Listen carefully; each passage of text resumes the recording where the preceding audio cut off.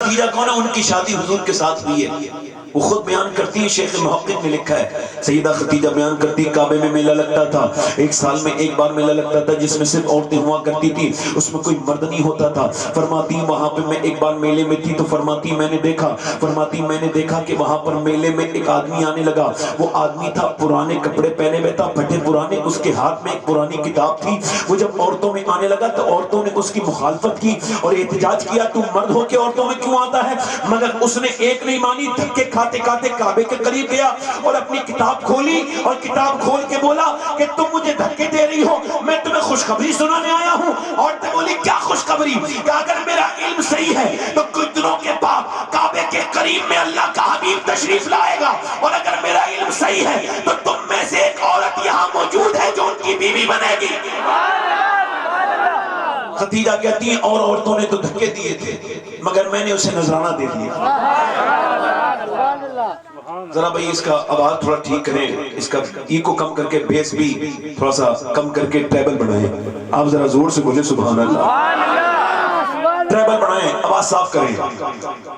توجہ ہے کہ نہیں؟ ہاں بس یہاں پہ ٹھیک ہے.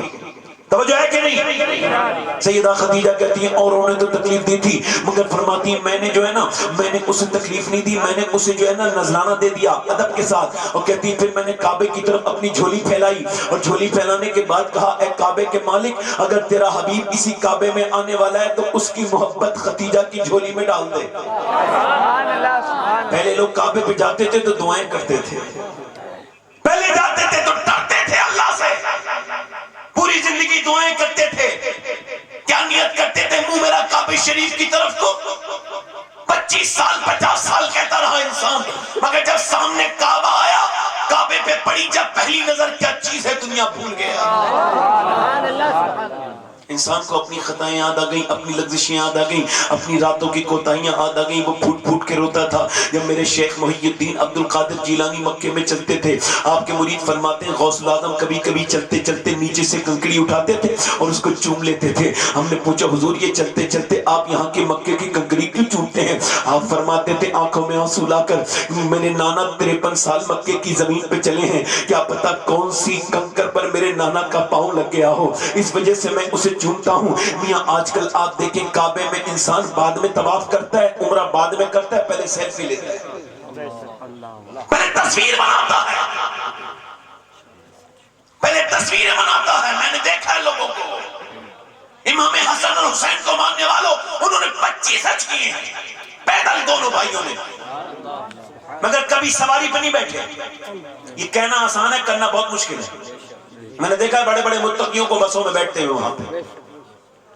امام حسن حسین اگر انسان خالی حج کرے نا مکے میں جا کے پیدل تو 100 کلومیٹر زیادہ چلے گا وہ، مگر امام حسن حسین 450 کلومیٹر آتے تھے، 450 کلومیٹر پیدل جاتے تھے اور 25 حج کیے، کبھی سواری پہ نہیں بیٹھے. لوگوں نے پوچھا آپ سواری پہ کیوں نہیں بیٹھتے؟ تو امام حسن فرماتے ہیں اس وجہ سے کہ اللہ کے عظیم گھر میں ہمیں سواری پہ بیٹھتے ہوئے جاتے ہوئے شرم لگتی ہے.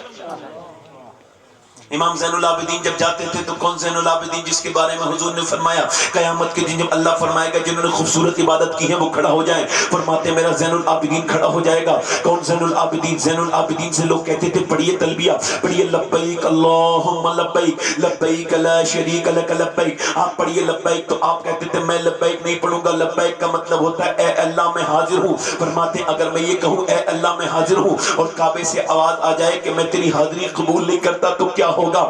یہ کہنے کے بعد آپ حرم میں آ کر کے بہت روتے تھے.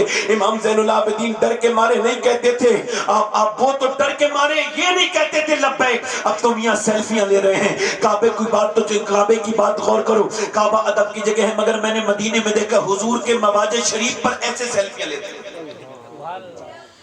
شیخ محقق نے لکھا ہے کہ جب کوئی حضور کے روزے پہ جاتا ہے نا جالیوں پر، اور جب وہ حضور کی بارگاہ میں جا کر کے سلام کرتا ہے، کہتے ہیں جب وہ سلام کرتا ہے تو حضور اپنی گردن شریف اٹھا کر کے جواب دیتے ہیں.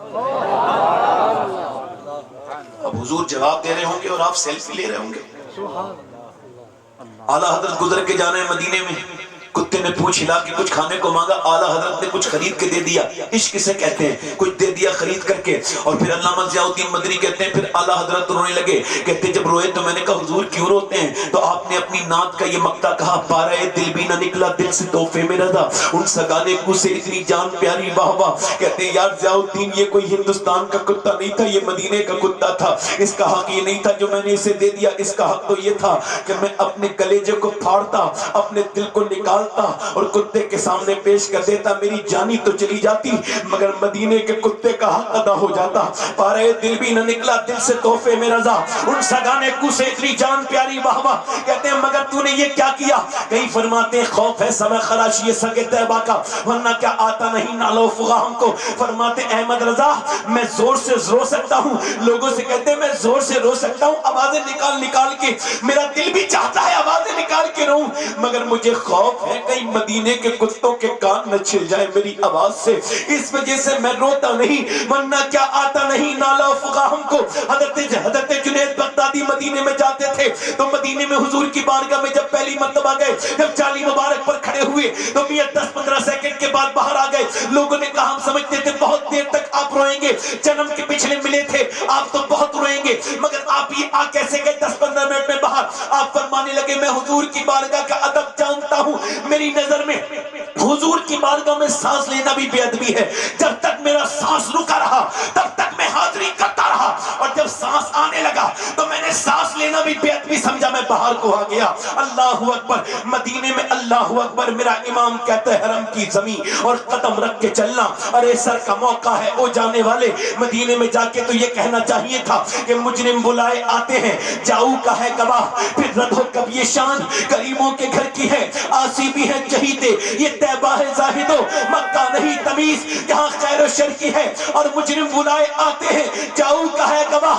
سرکار ہم گواروں میں طرز ادب کہاں، ہم کو تو بس تمیز یہی بھیک بھر کی ہے، لبا ہے آنکھیں بند ہیں پھیلی ہے چھولیاں، کتنے مزے کی بھیک تیرے پاک در کی ہے، اور کالک جبی کی سجدہ در سے چھڑاؤ گے، مجھ کو بھی لے چلو یہ تمنا حجر کی ہے، مدینہ اگر کبھی میرا رب لے کے جائے تو یاد رکھنا تصویر مت بنانا، کیونکہ مکہ اور مدینہ تصویر بنانے کی جگہ نہیں ہے، تقدیر بنانے کی جگہ ہے۔ نعرہ رسالت، نعرہ رسالت، کلام اعلیٰ حضرت، کلام اعلیٰ حضرت، مسلک اعلیٰ حضرت۔ سبحان اللہ، سبحان اللہ۔ یہ سیلفی ہر چیز میں سیلفی نہیں میرے بھائی، اتنا سیلفی کے چکر میں نہ پڑو، یہ خود نمائی کی عادت ہے سیلفی لگانا۔